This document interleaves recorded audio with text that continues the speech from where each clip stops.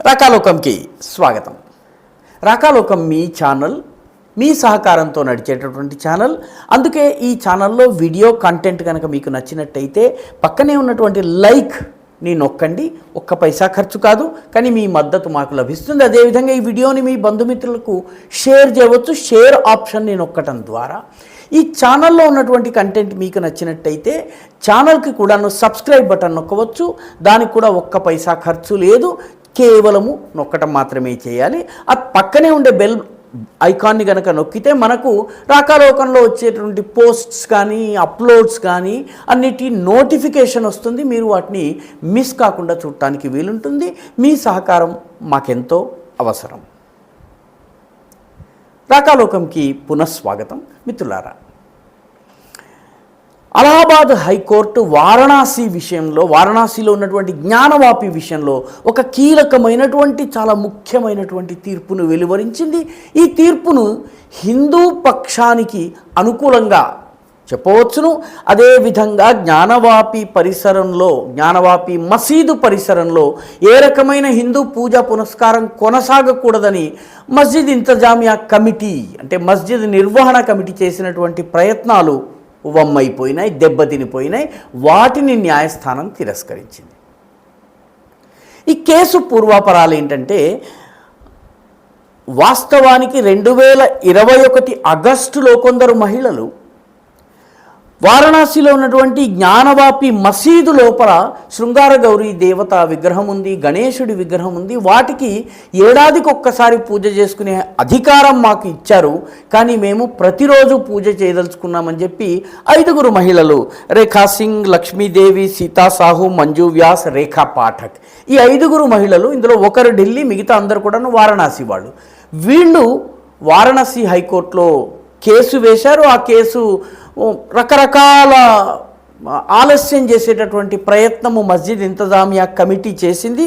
కానీ చిట్ట చివరికి వచ్చినటువంటి తీర్పులో ఈ శృంగార గౌరీ కేసులో అక్కడ ఆర్కియలాజికల్ సర్వే నిర్వహిస్తున్నప్పుడు శివలింగము లభించిందని హిందూ పక్షం చెప్పింది. ఆ తర్వాత ఆర్కియలాజికల్ సర్వే ఒక మందిరాన్ని ధ్వంసం చేసి దానిపైన ఈ వారణాసిలో ఉన్నటువంటి జ్ఞానవాపి మసీదును కట్టినట్టుగా చెబుతోంది.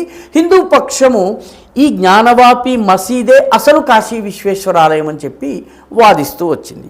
ఇది నడుస్తూ ఉండగానే వ్యాస్ కుటుంబం అని ఒక కుటుంబం ఉంది, పురోహితుల కుటుంబం, పూజారుల కుటుంబం. వీళ్ళు జ్ఞానవాపి మసీదు పరిసరాల్లో ఉన్నటువంటి 4 సెల్లార్లలో ఒక సెల్లార్లో నివసిస్తారు. ఎన్నాళ్ళ నుంచి? 100 సంవత్సరాల నుంచి ఆ కుటుంబము ఆ సెల్లార్లోనే ఉంటుంది. ఆ సెల్లార్లో ఉంటూ పూజలు పునస్కారాలు చేస్తుండేవాళ్ళు. 1990లో పూజలు పునస్కారాల్ని ములాయం సింగ్ యాదవ్ ప్రభుత్వము ఆపివేయించిన తర్వాత ఆ కుటుంబానికి చెందినటువంటి శైలేంద్ర కుమార్ పాఠక్ సెప్టెంబర్ 25, 2023న వారణాసి కోర్టు దగ్గరికి వెళ్ళి మా సెల్లార్ మాకు ఇప్పించేయాలి, అది మాది కాబట్టి, మా కుటుంబం ఉంటోంది కాబట్టి దాని మీద సర్వ హక్కులు మాకు ఇవ్వాలి, అందులో మేము పూజలు చేసుకునేటటువంటి అధికారం మాకు కల్పించాలి, ఇది మసీదు ఉన్నప్పుడు కూడా నడిచింది, 1990కి ముందు నడిచింది కాబట్టి మాకు అనుమతి ఇవ్వాలని అన్నారు. అనుమతిని వారణాసి కోర్టు ఇచ్చింది. 7 రోజుల లోపల పూజలు ప్రారంభించాలని చెప్పింది. అది జనవరి 31న, ఈ సంవత్సరం జనవరి 31న. అయితే 7 రోజుల వరకు ఆగకుండా జిల్లా యంత్రాంగం ఆ రాత్రే విగ్రహాలన్నింటినీ తీసుకొచ్చి అక్కడ ఉంచి వ్యాస్ కుటుంబం ద్వారా పూజలు ప్రారంభించింది. ఇప్పుడు మసీదు పరిసరంలో ఉన్నటువంటి సెల్లార్లో, వ్యాస్కి తహఖానా అన్నటువంటి పేరున్నటువంటి సెల్లార్లో పూజలు పునస్కారాలు నడుస్తున్నాయి. శివునికి, అమ్మవారికి, రకరకాల దేవీ దేవతలకి, శృంగార గౌరికి అందరికీ కూడాను పూజలు విస్తృతంగా జరుగుతున్నాయి. చాలామంది భక్తులు కూడా వస్తున్నారు, చూస్తున్నారు, వెళ్తున్నారు. ఇప్పటికీ చాలామందికి అక్కడికి ప్రవేశ నిషేధం ఉన్నప్పటికీ కూడా భక్తులు ఏదో రకంగా అక్కడికి వచ్చే ప్రయత్నం చేస్తున్నారు. వాళ్ళకి వేరే మార్గాన్ని కూడా ఇవ్వడం జరిగింది. దీనిని సవాలు చేస్తూ ఈ మస్జిద్ ఇంతజామియా కమిటీ ఏదైతుందో సుప్రీంకోర్టుకు వెళ్ళింది. సుప్రీంకోర్టు మీరు నేరుగా మా వద్దకు రావద్దు, అలహాబాద్ హైకోర్టుకు వెళ్ళమంటే అలహాబాద్ హైకోర్టులో వీళ్ళు ఒక కేసు వేసి ఈ తహఖానా, వ్యాస్కి తహఖానా మాకు ఇచ్చేయాలి, ఇందులో ఉన్నటువంటి మందిరాల్లో ఈ విగ్రహాలన్నింటినీ తీసేయాలని చెప్పి వాళ్ళు వెళ్ళారు. దీని మీద విచారణ అంతా జరిగిన తర్వాత ఫిబ్రవరి 15న న్యాయమూర్తి జస్టిస్ రోహిత్ రంజన్ అగర్వాల్ ఆయన తీర్పును రిజర్వ్ చేశారు. ఆ తీర్పుని సోమవారం అంటే ఫిబ్రవరి 26వ తారీఖున వెలువరించారు.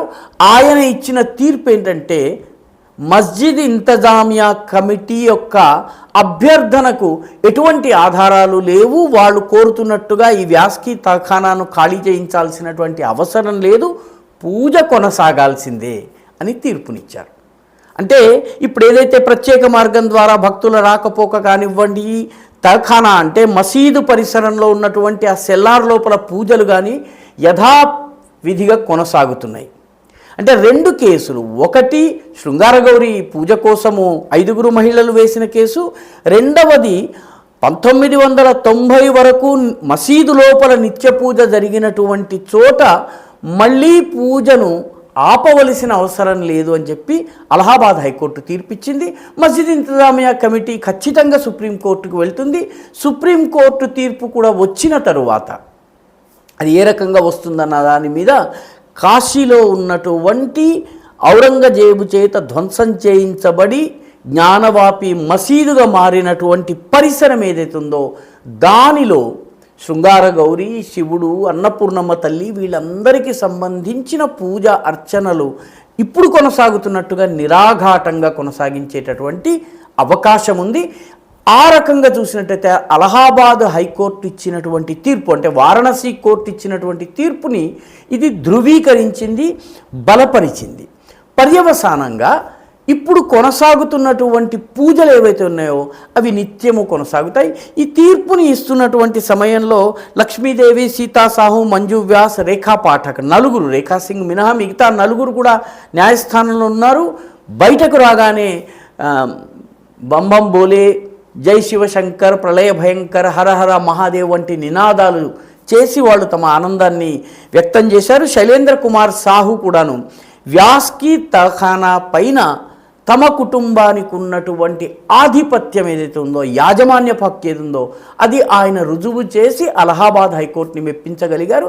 ఏ రకంగా చూసినా కూడా ఇది హిందూ పక్షానికి ఒక ఘన విజయం. ఈ వీడియో మీకు నచ్చినట్టయితే లైక్ చేయండి, షేర్ చేయండి, ఈ ఛానల్కు సబ్స్క్రైబ్ చేయండి, మీ అభిప్రాయాన్ని కమెంట్ల రూపంలో తప్పనిసరిగా పంపించండి.